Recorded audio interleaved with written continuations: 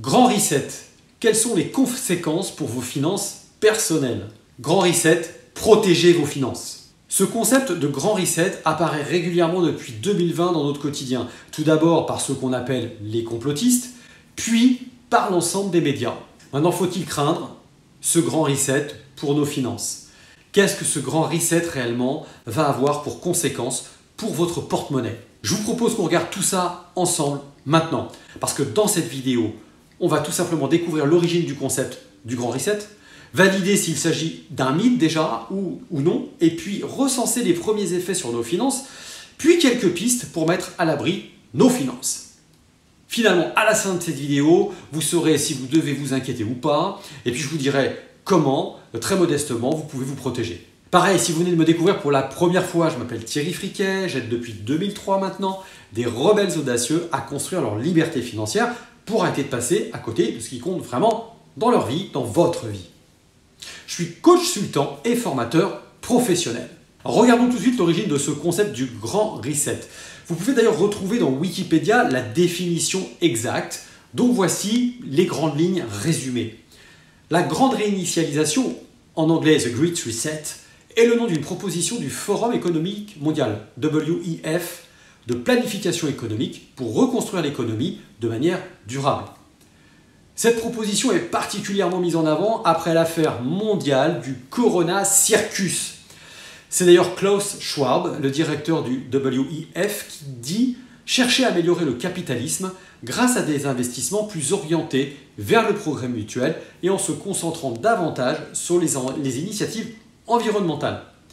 La proposition du Forum économique mondial fait l'objet d'ailleurs d'une théorie du complot selon laquelle la grande réinitialisation serait utilisée pour apporter des changements sociétaux et écologistes ainsi qu'un supposé nouvel ordre mondial. Alors, Grand Reset, c'est un mythe ou c'est une réalité? Ce concept de grande réinitialisation est une réalité qui a été reprise officiellement par le prince de Galles et le professeur Schwab lors d'une réunion virtuelle du World Economic Forum, suivi de déclarations du secrétaire général des Nations Unies, Antonio Guterres, et en plus de la directrice générale du FMI, à l'époque c'était Kristalina Georgieva le 3 juin 2020. C'est donc finalement 3 organisations qui reprennent ce concept. Le World Economic Forum, les Nations Unies et le Fonds monétaire international, rien que ça, pour s'occuper de vos intérêts. Mais le Grand Reset, c'est aussi un livre qui a été coécrit par le fondateur du WEF et son président, et publié à l'été 2020, et qui propose sa vision pour l'humanité. C'est ce livre qui alimente l'idée de l'existence d'un grand complot nuisible pour l'humanité. Mais qui sont ces 3 organisations? On va en parler rapidement. Le World Economic Forum, encore une fois, selon Wikipédia, voilà le résumé de cette organisation. C'est une fondation à l'origine qui a but non lucratif et l'organisation du lobbying créée en 1971 par Klaus Schwab. Sa présidence est assurée par un Norvégien depuis 2017. Son siège est à Genève. Au moment de cette vidéo, ça aura peut-être changé. Le forum tient une réunion annuelle en Suisse, à Davos. Il réunit des patrons de multinationales, des oligarques, des puissants responsables politiques, ainsi que des intellectuels et des journalistes. La mission du forum est d'améliorer l'état du monde. Improving the state of the world. Oh, alléluia! Parallèlement aux réunions, la fondation publie un certain nombre de rapports et implique ses membres dans différentes initiatives liées à des secteurs spécifiques. Les Nations Unies, l'Organisation des Nations Unies, l'ONU, elle, c'est une organisation internationale regroupant en juin 2022 en tout cas 193 États membres. Elle a été instituée en 1945. Ses objectifs sont d'abord le maintien de la paix et de la sécurité dans le monde. Les premières bases de cette organisation internationale datent de l'après-guerre, 14 août 1941, avec la signature d'une charte de l'Atlantique par le président américain Franklin Delano Roosevelt à l'époque, et le Premier ministre du Royaume-Uni, Winston Churchill. Et puis vous avez le troisième organisation, le Fonds monétaire international. Le Fonds monétaire international, le FMI, en anglais International Monetary Fund, IMF, est une institution internationale qui regroupe elle aussi 190 pays, dont le but est de promouvoir la coopération monétaire internationale, garantir la stabilité financière, faciliter les échanges internationaux, contribuer à un niveau élevé d'emploi, à la stabilité économique et faire reculer la pauvreté. Que des beaux objectifs. Le FMI a ainsi pour fonctionner d'assurer la stabilité du système monétaire international, on en a besoin en ce moment, la gestion des crises monétaires et financières. Pour cela, il fournit des crédits aux pays qui connaissent des difficultés financières, qui mettent en péril l'organisation gouvernementale du pays, mais pas que. C'est la stabilité du système financier, banque, marché financier, les flux d'échanges, de commerce international avec les autres pays. Lors d'une crise financière, pour éviter qu'un pays ne fasse défaut, c'est-à-dire que ce pays ne puisse plus tout simplement rembourser ses créanciers, voire ne plus payer ses dépenses courantes, c'est là que le FMI intervient, il lui prête de l'argent, le temps que la confiance des agents économiques revienne. Mais enfin, souvent, le FMI conditionne l'obtention de prêts à la mise en place de certaines réformes économiques qui visent notamment en principe à réguler la gestion des finances publiques. C'est de l'ingérence financière et surtout à établir une croissance économique équilibrée sur le long terme. L'institution a elle aussi été créée en décembre 1945. Elle devait à l'origine juste garantir la stabilité du système monétaire international, dont l'écoulement du krach de 1929 a eu des effets catastrophiques sur l'économie mondiale. En 1976, et après la disparition du système de change fixe, le FMI perd l'essentiel de sa raison d'être à l'époque et hérite d'un nouveau rôle face aux problèmes d'endettement des pays en développement et à certaines crises financières. Quel est le programme du World Economic Forum ? Il y a un schéma interactif sur le site du site web du World Economic Forum qui vous permet de connaître exactement tout ce qui concernerait la grande réinitialisation. Il est d'ailleurs très bien fait, je trouve. En fait, ce sont en réalité toutes les activités humaines qui sont balayées une à une et reprises dans ce schéma. Concernant le programme du World Economic Forum pour nos finances, en voici les grandes lignes. Revoir les grandes règles financières mondiales, dont la taxation, et notamment en intégrant déjà la crypto-monnaie.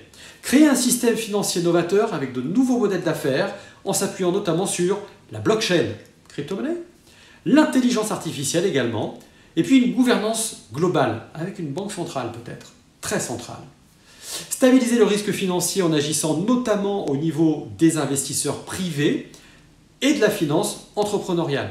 Maintenant, il faut aussi considérer d'autres thématiques de ce schéma qui vont avoir des conséquences directes pour nos finances, avec notamment concevoir l'avenir des systèmes électriques, renforcer la politique et la gouvernance énergétique, naviguer dans l'offre et la demande énergétique future. Également politique du zéro émission de CO2. Moi, je vous invite à explorer ce schéma interactif vous-même pour tenter d'évaluer les impacts futurs dans votre quotidien. Tout est sur Internet, allez-y.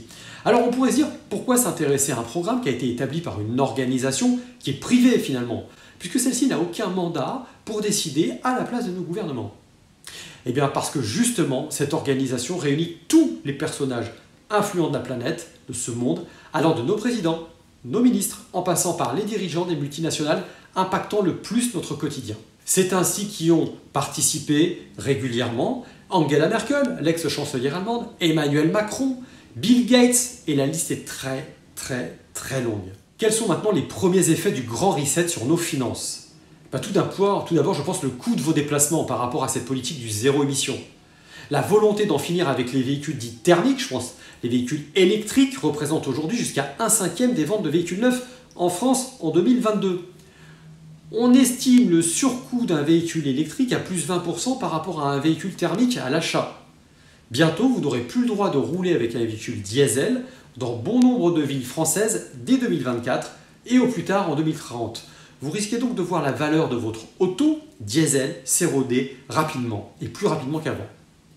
Le coût de vos investissements immobiliers, encore une fois, par rapport à la politique du zéro émission, là aussi va être impacté, avec l'augmentation des frais de rénovation et de construction de 20% déjà minimum dès 2022. Quels sont les facteurs d'accélération du grand reset?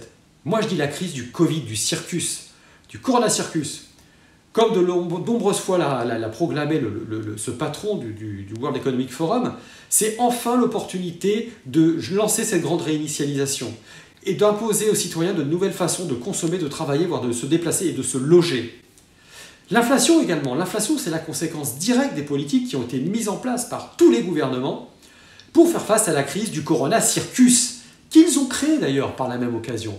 Parce qu'en effet, pour faire face à celle-ci et pouvoir ainsi distribuer des revenus fictifs en mode perfusion à l'ensemble des acteurs à qui on a dit qu'il n'était plus possible de produire, les gouvernements se sont lourdement endettés auprès des banques centrales qui ont créé de la monnaie en masse, créant ainsi une inflation par la création monétaire.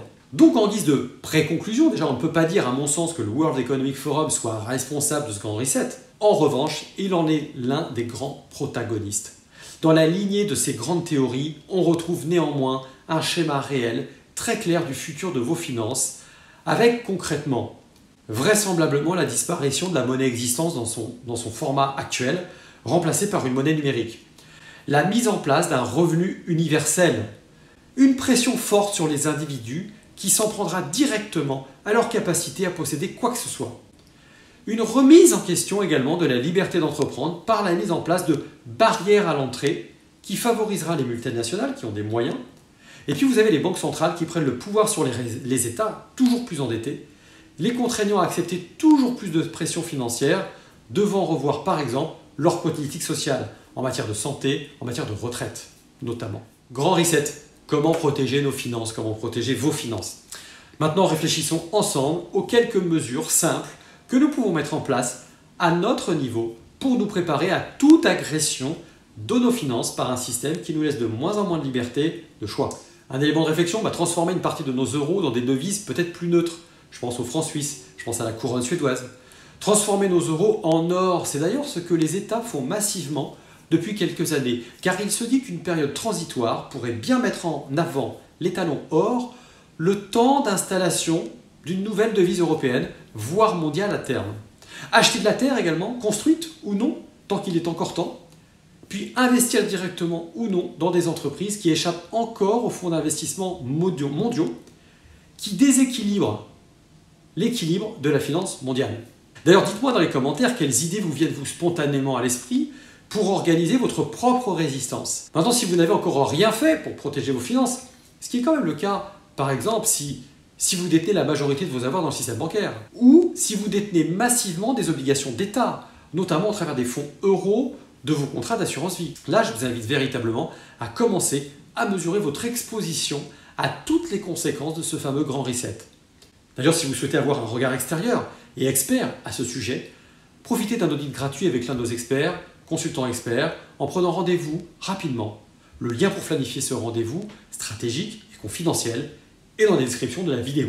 Alors, ceci étant dit, pour vous redonner le sourire, je vous lis cette citation. Face au monde qui change, il vaut mieux penser le changement que changer le pansement. Allez, dites-moi dans les commentaires à qui nous devons cette citation assez célèbre, en France évidemment. En attendant, quelle que soit votre vision du monde et de ce grand reset, je vous invite à rester ou devenir un leader rare, c'est-à-dire rebelle, audacieux, proactif, entreprenant pour une vie plus libre, la vôtre. À très bientôt.